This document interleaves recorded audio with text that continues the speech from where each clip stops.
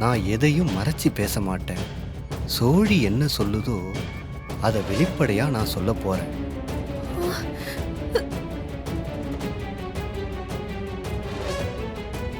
சொல்லுங்க சித்தரே. இந்த குடும்பத்துக்கு பெரிய கண்டம் ஒண்ணு இருக்கு. கண்டமா?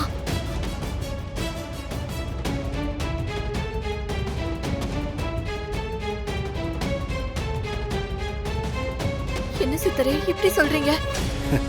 சோழி சொல்றததாம்மா நான் சொல்றேன். இந்த வீட்டுக்கு கெடுதல் பண்ணணும், இந்த குடும்பத்தை சிதைக்கணும்னு சில பேர் துடிச்சுக்கிட்டு இருக்காங்க. அவங்களோட கெட்ட பார்வையால தான் அடுத்தடுத்து எல்லா பிரச்சனையும் நடந்துகிட்டு இருக்கு.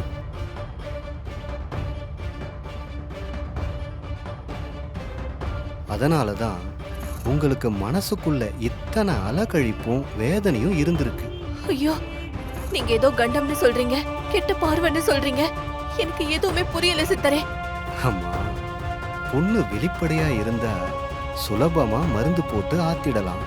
அதுவே உடம்புக்குள்ள கட்டியா இருந்தா கஷ்டம்தானே. அந்த மாதிரி இந்த குடும்பத்துக்கான தீமை இந்த வீட்டுக்குள்ளேயே மறைஞ்சிருக்குமா.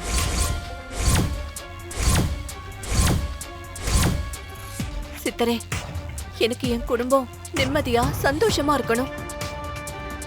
அதுக்கு ஏதாவது பரிகாரம் இருந்தா சொல்லுங்க, நாங்க செய்யறோம்.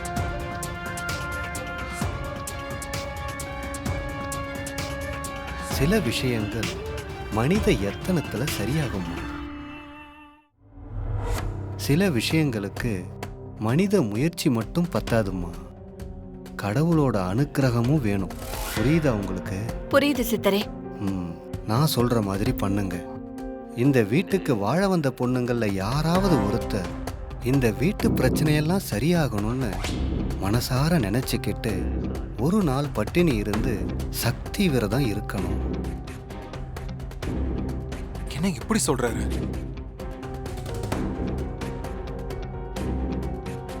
சக்தி விரதமா சாமி? அது எப்படி? ஆமா தேவகி அம்மா, விரதம் இருக்க யார் தயாரா இருக்காங்களோ அவங்க மட்டும் சக்தி பூஜையில உக்காரணும். அம்மனை மனசார வேண்டிக்கிட்டு கோயில்ல பூஜை பண்ணி கொடுக்கிற அபிஷேக நீரை கலசத்துல கொடுப்போம்.